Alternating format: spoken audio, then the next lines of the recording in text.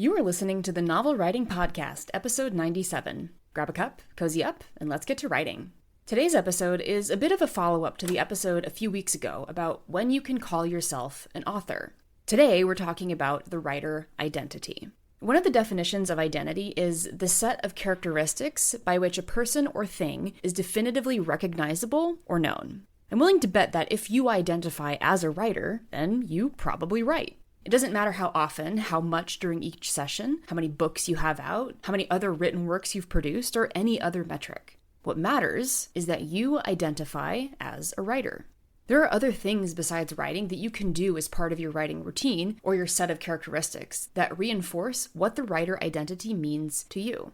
Maybe you always participate in NaNoWriMo. Maybe you have a specific ritual before each writing session that involves candles or cleaning off the desk. Not exclusively writer-related things, but they help you solidify the fact that you are a writer. The writer identity is as individual as it is universal among writers.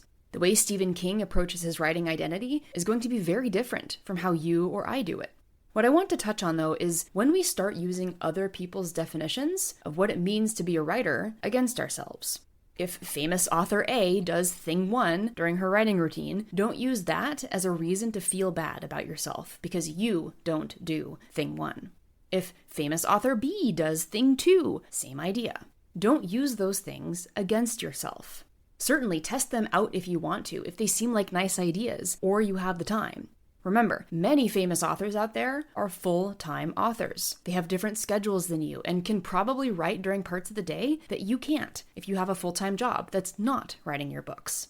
My writing process and what I do that reinforces my writer identity is not necessarily what you should be doing. I work from home. I don't have kids. I get up at 4:30 a.m. and I go to the gym. I don't necessarily write every day unless I'm in an active outlining or first draft stage for a book. Even when all I was writing was fan fiction, I still considered myself a writer. For as long as I can remember, all the way back to childhood, I've always loved writing, and I wanted to be a writer.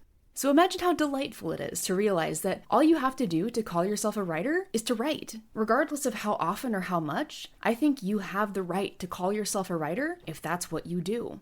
That's it for today's episode. Thanks for joining me, and remember, the first draft is supposed to be garbage. Thanks for listening to the Novel Writing Podcast. If you're ready to stop struggling and start finishing your novel, check out the 60-Day Novel Writing Challenge. It's a step-by-step program designed for solo writers to complete their first draft with clarity and focus. Visit the link in the description to learn more.